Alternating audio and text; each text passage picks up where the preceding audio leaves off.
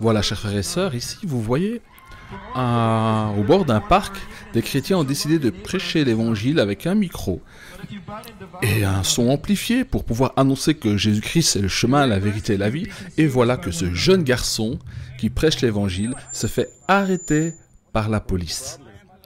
Oui, il se fait arrêter pour un soi-disant trouble à l'ordre public. Mais en réalité, ce sont des personnes qui sont là, qui sont les gens aux cheveux bleus, vous me comprendrez, qui ont appelé la police pour dire qu'ils troublaient l'ordre public et qu'ils étaient offensés par ce qu'ils disaient. Oui, ils sont offensés parce que prêcher l'évangile de Jésus-Christ, c'est, indirectement, tout le monde le sait, c'est révéler le péché, parce que ceux qui doivent se convertir doivent renoncer au péché et venir à Jésus-Christ. Que Dieu bénisse ce jeune garçon qui a reçu des menottes, qui a été considéré comme un criminel parce qu'il annonce l'évangile. Et je vous assure, ces policiers qui font ce sale boulot, à ce moment-là, je veux dire, vous vous rendez compte qu'ils sont en train d'arrêter quelqu'un qui prêche l'évangile de Jésus-Christ. Donc les forces de l'ordre sont en train de travailler contre l'évangile de Jésus-Christ. Donc ça veut vraiment dire que l'esprit de l'Antichrist est là et que toute autorité est sous l'emprise de l'esprit de l'Antichrist pour combattre l'évangile de Jésus-Christ. Vous comprenez? Et c'est sûrement des personnes LGBT qui ont été scandalisés et blessés. Voilà, les temps mauvais sont là. Alors j'ai encore quelque chose pour vous qui va vous intéresser. Je vais vous montrer ce qui se fait aux États-Unis et quel est l'air du temps. Alors ici, vous voyez la fin de l'histoire. Ambulance, police, car la personne qui annonçait l'évangile dans le groupe d'évangélisation a été attaqué, on lui a cassé la jambe parce qu'il prêchait l'évangile. Là, vous voyez la scène, il est là, ça c'est le prédicateur, il est en train de prêcher l'évangile. Évidemment, des gens viennent discuter, et là, vous voyez la personne qui discute avec, qui donne son avis, son opinion, une personne LGBT. Et pour finir, il y a un activiste LGBT qui a attaquer la personne que vous voyez là qui accompagnait le prédicateur et l'évangéliste. Alors, pourquoi l'ont-ils attaqué? En fait, ils l'ont attaqué parce qu'ils sont intolérants. Vous comprenez? Les mouvements aux cheveux bleus veulent absolument qu'on tolère ce qu'ils font, mais quand on leur annonce l'évangile, eux sont intolérants. Ils ne veulent pas entendre l'évangile. Et voilà, ils ont été agressés jusqu'à ce que quelqu'un soit blessé. Donc, vous voyez, ces gens qui recommandent la tolérance sont eux-mêmes des intolérants totaux, et là ils sont tombés sous le coup de la justice. Donc vous voyez, ça devient de plus en plus tendu d'annoncer l'évangile de Jésus-Christ, et ça c'est aux États-Unis. Et vous savez que ce qui se passe aux États-Unis, c'est un peu notre futur. Voilà, alors là regardez notre jeune frère en Christ avec le t-shirt bleu, où il est marqué dans son dos Yeshua.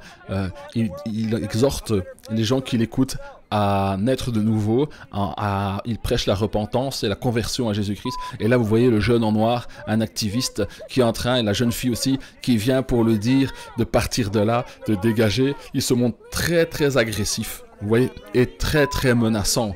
Vous voyez leur méchanceté. Et c'est des jeunes gens. Ce sont des jeunes gens. Pourquoi? Ils pouvaient passer leur chemin et le laisser annoncer l'évangile. Non, ils s'arrêtent pour le menacer, pour le mettre mal à l'aise. Et regardez la personne plus âgée qui est là, avec la visière relevée, lui aussi est en train d'essayer de le troubler dans la proclamation de l'évangile. Et vous voyez derrière, il y a des drapeaux LGBT, parce que c'est dans un quartier où il y a beaucoup de personnes aux cheveux bleus. Et les cheveux bleus, je vous assure, ne veulent pas ressentir la culpabilité de leur vie, de leurs actions. Et quand le seul nom de Jésus est prêché, ça soulève, ça relève, ça fait monter à la surface la culpabilité qui est là dans leur cœur. La Bible dit que le fait que les personnes se détournent des voies naturelles pour avoir des rapports sexuels, c'est déjà un jugement, car Dieu a livré certaines personnes au mauvais penchant de leur cœur, en sorte qu'ils se déshonorent eux-mêmes en allant homme avec homme et femme avec femme. Donc ça veut dire que ça, c'est le jugement de Dieu a déjà commencé. Et je vous assure, le fait qu'il y ait des prédicateurs qui prêchent, ça veut dire que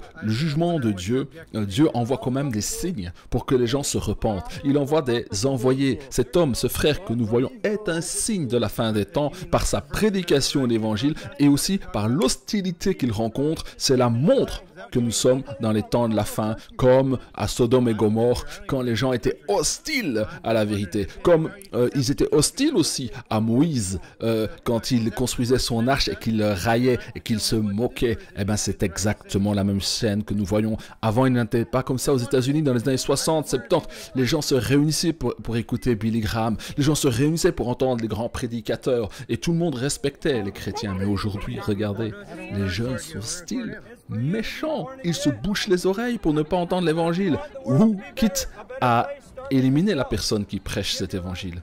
Voilà mes frères, mes sœurs, tout cela pour vous montrer que les temps sont très très mauvais. Je recevais depuis il y a quelques années, avant même que le Covid n'arrive, que nous arrivions dans des temps mauvais, des temps sombres où plus personne ne peut travailler.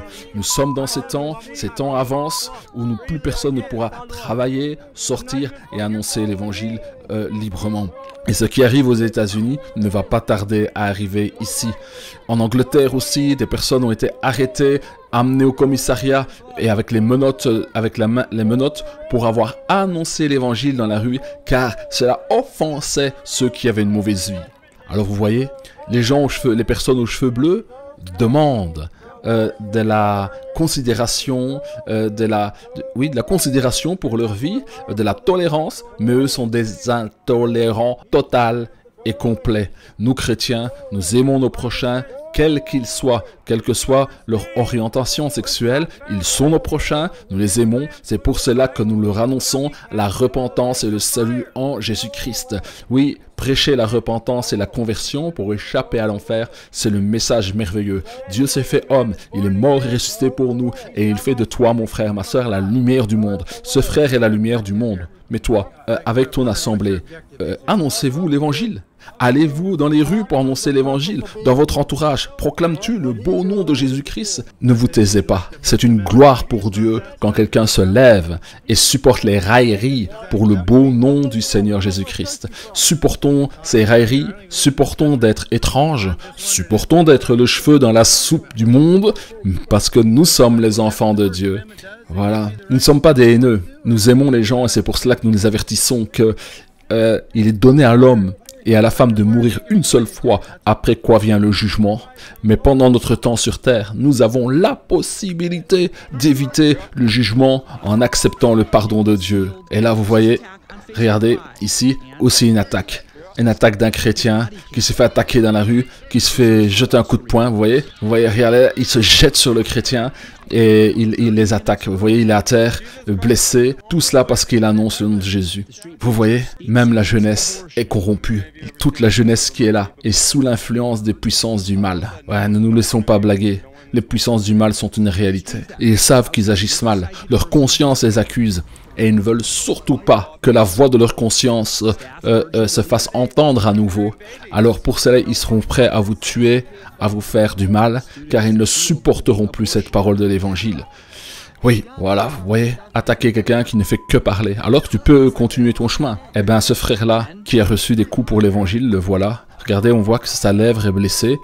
Il a enduré.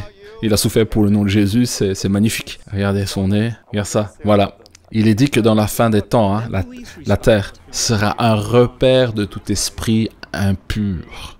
L'impureté est partout. Et plus il y a de l'impureté, plus les esprits des ténèbres, les esprits méchants sont en train d'agir et les gens deviennent méchants et de plus en plus méchants, de plus en plus insensibles et le mal devient bien et le bien devient mal. C'est le renversement des valeurs, c'est ce que nous assistons. Et notre futur, nous le voyons, ce que vous voyez là aux États-Unis, c'est ce qui va arriver bientôt ici. Voilà. Alors là, vous voyez le prédicateur qui est là, l'évangéliste qui annonce l'évangile là, annonce l'évangile à une personne qui est gay et qui est catholique. Et il est en train d'échanger avec lui pour essayer de l'éclairer sur la réalité de l'évangile. Il va même lui lire Lévitique 18 qui explique ce qu'est l'homosexualité et comment est la position de Dieu par rapport à ça. Alors, vous voyez, il a un micro, il permet aux autres de parler aussi et l'échange, c'est sa technique d'évangélisation. Vous voyez, il y a beaucoup de monde autour de lui et c'est pour vous dire que des fois ça peut très bien se passer. Les personnes échangent, ils parlent, ils argumentent, voilà. Et vous savez, il y a deux façons d'annoncer l'évangile. Il y a le but d'amener la personne à la conversion, qui entendra dans sa vie plusieurs fois l'évangile, qui va être en quête de spiritualité, qui va chercher Dieu. Et toutes les fois où quelqu'un lui aura annoncé l'évangile, Dieu se servira de toi et des uns et des autres pour l'amener à une conversion, à la repentance. Mais des fois aussi, annoncer l'évangile sert de jugement. Ça veut dire que Dieu se servira de la voix de cet évangéliste, de ce qu'il a dit, pour rappeler à la personne que Dieu lui a tendu la main et que Dieu a persévéré pour le conduire au salut, mais qu'il a rejeté la grâce et il a rejeté l'envoyé de Dieu, il a rejeté le pardon des péchés annoncé, et donc cela leur servira de signe pour un jugement. Donc voilà, ça servira à ça aussi. Mes frères, mes sœurs, ne nous décourageons pas. Église de Jésus-Christ, fortifions-nous. Annonçons l'évangile dans ces temps de la fin, dans ces temps de l'apostasie, là où l'enlèvement de Dieu n'est pas loin. Annonçons, proclamons les bontés de Dieu. Et Dieu se chargera de manifester des signes pour convaincre les uns et les autres qu'il est bien le chemin, la vérité et la vie. Car il n'y a de paix qu'en Jésus-Christ. Il n'y a de restauration de nos cœurs qu'en Jésus-Christ. Nous sommes tous entiers nés dans le péché. Nous avons reçu de nos parents nos mauvais penchants selon notre génétique, selon notre histoire. Et Dieu vient nous délivrer du mauvais penchant qui est en nous donnant son esprit. Parce qu'il est donné à l'homme de mourir une seule fois, après quoi vient le jugement. Mes frères, mes sœurs, vous qui entendez, ne mourrez pas dans vos péchés, parce que Jésus-Christ, lui, est mort pour cela. Et vous pouvez entrer dans le royaume de Dieu, et le royaume de Dieu veut s'installer dans vos cœurs par la réception du Saint-Esprit. Si tu es d'accord avec moi, c'est le moment de te réconcilier avec Dieu. Je t'invite à te réconcilier avec le Seigneur. Je t'invite à avouer tes péchés. Fais cette prière. Dis, Seigneur Jésus, j'ai péché. Seigneur Jésus, j'ai vécu dans le désordre. J'ai déterminé moi-même ce qui est le bien et le mal. Maintenant, tu peux citer les différents péchés que tu as commis, ceux qui sont récurrents dans ta vie. Et puis tu peux dire, Seigneur, pardonne-moi pour ce que j'ignore encore, mais je suis prêt à te donner toute ma vie. J'accepte que par ta mort, par ton sang versé, que tu aies racheté ma vie. Ma vie ne m'appartient plus, je te la donne. Prends-la, ô Seigneur, et délivre-moi du monde, délivre-moi de Satan, délivre-moi des mauvaises pensées et de mauvais penchants. Je te donne mon cœur, mon corps, mon âme, mais accorde-moi ton Saint-Esprit. Révèle-toi à moi, bouleverse mon cœur en ce moment. Je me tourne vers toi, je me détourne du péché. Je suis ton disciple, tu es mon Dieu, tu es mon roi, et je confesse qu'il n'y a de salut qu'en Jésus-Christ. Seigneur, voici mon cœur. Reçois ma vie. Maintenant que tu as fait cette prière dans cette formule, trouve une assemblée là où tu es, où tu peux me contacter sur les réseaux sociaux, sur ma chaîne YouTube ou sur mon Facebook, et là, nous pourrons avoir un entretien et je pourrai t'aider à grandir dans la foi et je pourrai t'enseigner ou t'aider aussi pour trouver une assemblée. Sur ce, à bientôt, que la grâce et la puissance de l'Esprit de Dieu se manifestent à travers votre prédication de la bonne nouvelle. Amen.